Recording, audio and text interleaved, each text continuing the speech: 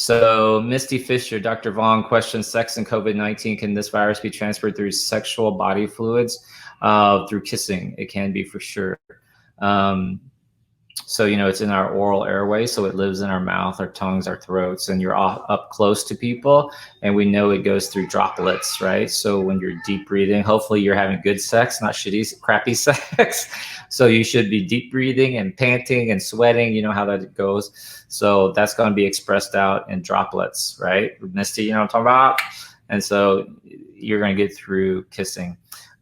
It's not sexually transmitted like what you think about with HIV. And actually HIV, how HIV is transmitted sexually is if blood is exchanged through anal sex. So it's, that's why it passed in the, and I'm not being ugly, right? And I'm not anti-gay. I have lots of gay friends. It's fine. But that's how it passed in the gay community initially. And then it made its way into the heterosexual community. So, all right, let's see what other questions we got. Any other question? Yes. What do you think of that New York doctor that said this is not aRDS? He's wrong. I think you're referring to that emergency room doctor. He put a little video. He's compared it to altitude sickness, which isn't correct. And I've done videos about this where it's aRDS, but it's manifesting in different ways also. And this is the uniqueness of the coronavirus. And it's too early to tell. So here's the medicine side, guys, for you who want to know the medicine side, is that it has different features. It causes aRDS, and then it's doing other weird things. So there seems to be clots, blood clots. Those are called emboli, microvascular emboli in the arteries of the lungs. That looks somewhat unusual, not quite like aRDS. And the rate at which probably explains how these patients are crashing pretty quickly, which is unlike other respiratory illnesses. Usually you can linger for a while. Patients with coronavirus, once they get into the respiratory distress mode, they're crashing a lot faster. So there's something unusual about that. Also, we seem to think that the coronavirus, for whatever reason, whatever mechanism, is attacking other tissues. So it's attacking like heart tissues, for example. Way much more technical, too much conjecture right now for us to really say. Oh, I've had this conversation with my international colleagues. All right, like why? Look at the countries, right? Italy, Spain, France have had a terrible outbreak in terms of not just the numbers, but also like the deaths. So you have to think, and the way my European friends explained it, which made a lot of sense, was this: you have to look and see those cultures. And as a culture, Italians, man, if they like you, they'll kiss you, mwah, mwah, cheek to cheek. And if they really like you, they put one right on your lips. So that culture, French, Italian, Spanish culture, there's a lot of close-up, face-to-face action happening. So that was a big, big reason why it really spread so quickly in those areas, we think. England is very similar, pretty densely populated, tight. They also might have been a little bit slower to take action on social isolation. So England's hurting. New York City. So Aaron and I talked about this, like New York City versus California, right? So California shut down on a Monday. New York City waited 2 or 3 more days before they shut down. And then you think about the commuter system of New York City with the train system, the subway, the buses, the taxis, the congested people all living very close together. You have apartment buildings where 1,000 people will live in an apartment building, holding open the doors, mailboxes, keys, counter spaces, handrails. So it was very easy to see how it could really take off in New York City. Good question. Okay, here we go. Quinine doesn't work. I've heard the same thing in interleukin-6 inhibitors. Jillian Duncan. Yo, what a profile pic. I'm kidding. I'm glad you're happy. I'm glad you're happy, Jillian. So that I posted that yesterday about how the CDC has taken down and countered Trump's early enthusiasm about hydroxychloroquine. And I've been saying that there's no data that shows that hydroxychloroquine and an antibiotic such as the Z-Pak, azithromycin, shows a benefit. So not through studies. So you have anecdotal stories where people, a small number of people, are given the combination and they might get better. The problem with that is it's too small of a number. It's underpowered. You're not going to be able to show any significant difference versus not treating them at all. By that, I mean, there's going to be a percentage of people who would have gotten better anyway if you hadn't given them the treatment. So then what happens? So you have a story that says something along the lines of, this doctor was starting to feel sick, so he gave himself hydroxychloroquine and he got better after 5 days. Well, we already know most people, 80% of people, are going to recover from this anyway, right? So there's a good chance he would have recovered anyway. And we just don't know those numbers. My point is, if you want to take it, if you're scared, if your doctor tells you to take it, take it. If your doctor says, hey, yeah, it might help, take it. You're absolutely right. Should we hoard it? No, because hydroxychloroquine is used for other things like lupus. And those patients need it so that they can walk around and their joints don't hurt. Does that make sense? We know that's proven to work for those conditions. Hydroxychloroquine has not been shown to be effective against coronavirus. And that's why the CDC took it off their website as a recommendation. I don't care what the anecdotal stories are.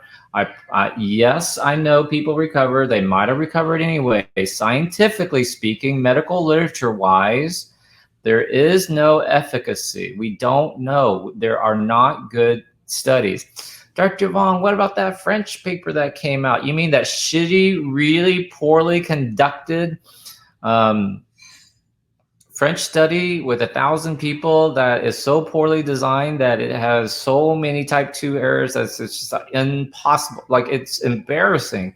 And we're allowing it to spread, 1, because we have social media, 2, it's sensational, it gives you hope, and 3, it boosts somebody's ego about it. So what I think we're going to find out is that hydroxychloroquine and azithromycin will not help once you start having symptoms of coronavirus. I just don't see how it works, because if you understand the mechanism of these medicines, you should have, in order for it to really help against any viral replication, you should have taken it prophylactically. Now, are we going to start just giving people who haven't been tested prophylactic hydroxychloroquine? No, that's not how we act. That's not what medicine is intended for. Does that make sense what I'm saying? We don't react out of fear. We don't just, because there's a downside. There are major side effects with these medicines. Like heart conditions, it's called QT prolongation. It slows down your heartbeat. One segment of your heartbeat called your QT interval. And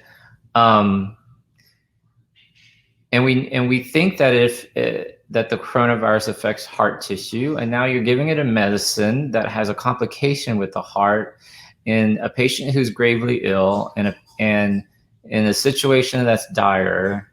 It's just not a good setup for success. Does that make sense what I'm saying? Overall, we might not even have the dosage right. We're just randomly giving people hydroxychloroquine and antibiotic, and we might be totally off on the dose. We might be too high or too low. Like, we know the dose of hydroxychloroquine and lupus. We know what that should be. We know we studied that. We know the level you want to be in. I'll give you an example. Somebody who goes to see the doctor with a runny nose and a thick cough and they want to have antibiotics. And the doctor says, well, most likely this is viral and an antibiotic won't help you. But the patient will get upset and said, but listen, their comeback is always, but I have green mucus. I blow my nose and it's green. Like, so what? Where did you hear that green mucus somehow equals an antibiotic? It's bizarre. But anyway, so the doctor will give it antibiotics, and then we end up having antibiotic resistance to try to treat something that was mostly viral, which wouldn't treat it anyway.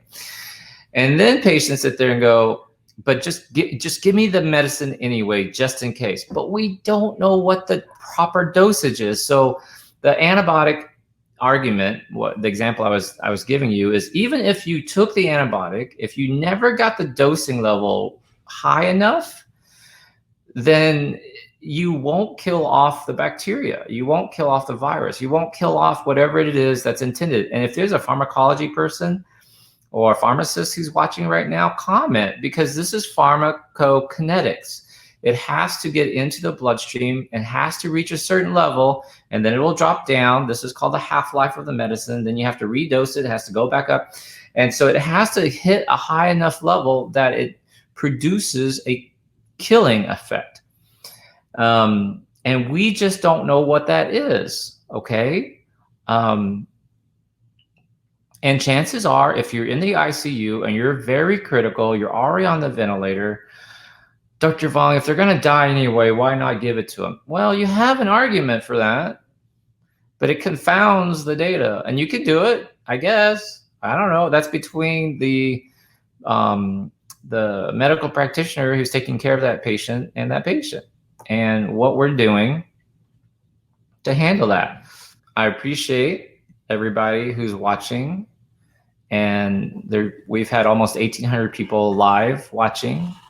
So I'm using this new format, StreamYard, and I broadcast it to my Facebook fan page as well as my YouTube channel. So hopefully this is going to reach a larger audience. I hope this has been helpful. I'll edit it down. I'll edit down your questions. I'll put it up on my YouTube channel for you guys to share. I appreciate all the sharing. And just remember, again, we're going to change this format to edutainment. So we're going to educate you on not just coronavirus, but also your health, obesity, weight. But we're going to do it in an entertaining way with special celebrity guest stars like Chef Todd English is coming on with me, Potsy from Happy Days, and I'm going to have him hopefully drag on Ralph the Mouth, Don Most on. I mean, I grew up watching Happy Days, so I'm super excited to interview them. Walter O'Brien, Sharon Lecter from Rich Dad Poor Dad series has agreed to come on.